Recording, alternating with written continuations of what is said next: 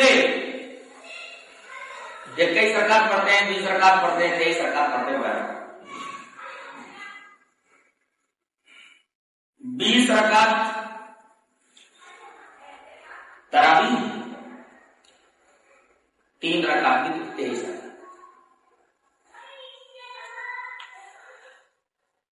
دلیل کیا دیتے ہیں؟ حضرت عمر کے زمانے میں لوگ 23 رکعت پڑھتے تھے.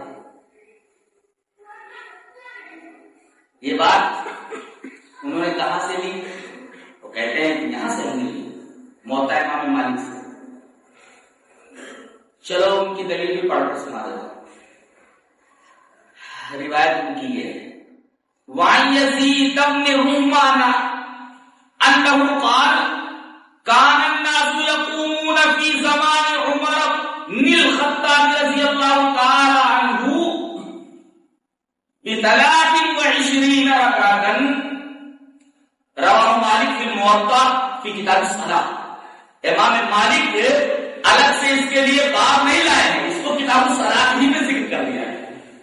لہذا اگر اس حدیث کو ڈھونڈنا ہے تو کتاب التراویح یا صلاۃ التراویح باب قیام اللیل میں ڈھونڈو، ڈائریکٹ اس کو باب صلاۃ اللیل کے اندر، کتاب صلاۃ اللیل کے اندر، کتاب صلاۃ کے اندر دے دو، کتاب الصلاۃ کے اندر دے دو.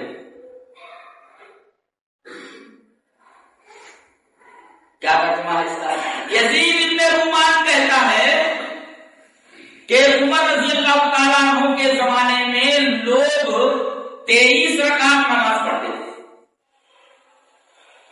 ثابت ہو گیا 20 اور 23. لیکن انہوں نے یہ نہیں بتایا کہ اس حدیث کی حیثیت کیا ہے، حقیقت کیا ہے. حقیقت یہ ہے کہ حدیث منقطع ہے. یزید بن رومان نے حضرت عمر کا زمانہ پایا ہے نہیں. جب یہ حضرت عمر کا زمانہ پانے والا ہی نہیں ہے، اس نے حضرت عمر کا زمانہ پایا ہی نہیں، ان سے ملاقات ہی نہیں، لگا ہی ثابت نہیں ہے، ان کا زمانہ اس نے پایا ہے، اس کا یہ کہنا کہ لوگ عمر کے زمانے میں 23 رکعت پڑھتے تھے، اس کا مطلب ان میں کوئی راوی چھوٹ گیا ہے. یہ روایت منقطع ہے. اور حضرت عمر رضی اللہ تعالیٰ عنہ کے حکم کے خلاف بھی یہ حدیث ہے.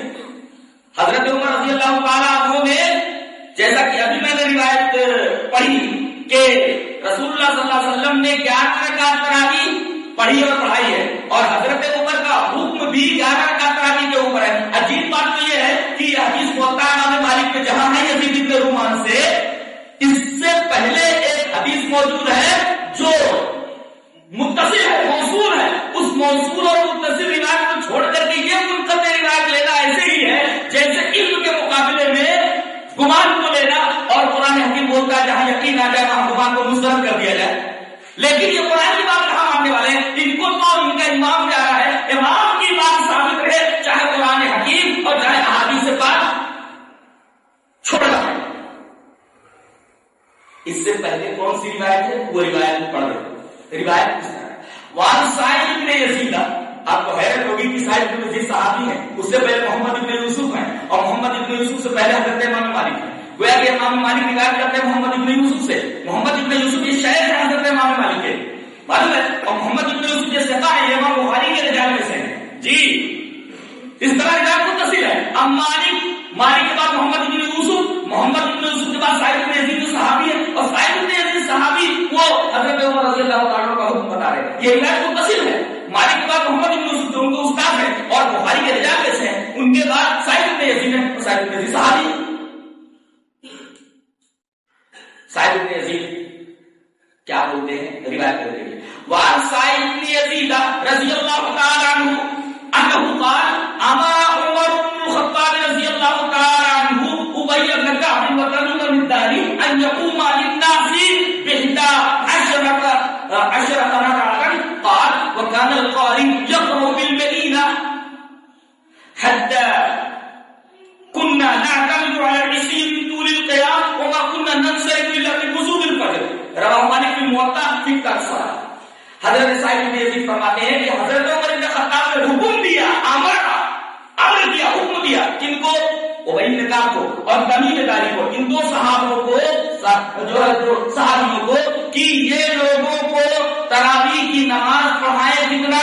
11 رکعت، جو بخاری کی روایت میں ہے 11 رکعت پڑھائے. راوی کہتا ہے کہ قاری 100 آیتیں پڑھتا تھا، وہ کان القاری یقرأ بالمئین، 100 آیتیں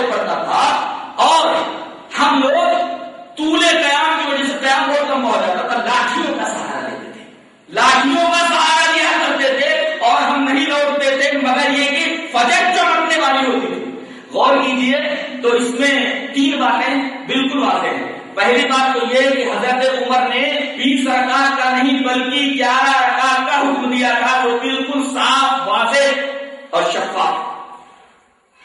دوسرا یہ کہ تراویح اور تہجد دونوں کو الگ کرنا صحیح نہیں ہے، اس لیے کہ راوی کہہ رہا ہے کہ ہم لوگ ایسے قاری کے پیچھے نماز پڑھتے تھے جو 100 آیتیں پڑھتا تھا، اور ہم کو طول قیام کی وجہ سے، لمبے قیام کی وجہ سے لاٹھیوں کا سہارا لینا پڑتا تھا، اور فجر چمکنے کے قریب ہوتی تھی تب ہم وہاں سے لوٹتے تھے. اب بتائیے نماز جب اتنی لمبی ہوتی تھی کہ فجر چمکنے والی ہوتی تھی تو اب جا کر کے یہ سحری کریں گے کہ نماز پڑھتے بیٹھے گے؟ پھر اب تک کیا کریں گے؟ اب تک کیا کریں گے؟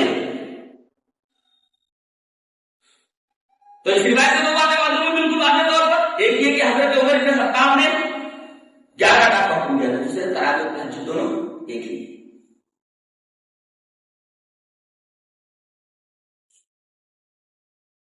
اور تیسری بات اس سے نکال سکتے ہو کہ تراویح کی نماز کا یہ طریقہ حنفیوں کے تراویح کے طریقے کے مطابق نہیں تھا.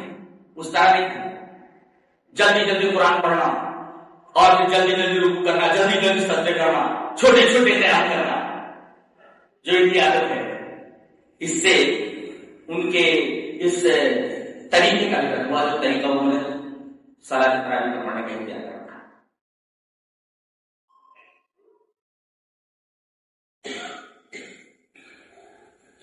تو یزید بن رومان کی جو روایت ہے وہ منقطع ہے، اور چونکہ یہ صحیح ہے ان کی روایت کے خلاف ہے، اور حضرت عمر رضی اللہ تعالیٰ عنہ کی مرفوع حدیث کے خلاف ہے، متصل حدیث کے خلاف ہے. لہذا اس کا معاملہ ایسے ہو گیا جیسے یقین کے مقابلے میں گمان، اور قرآن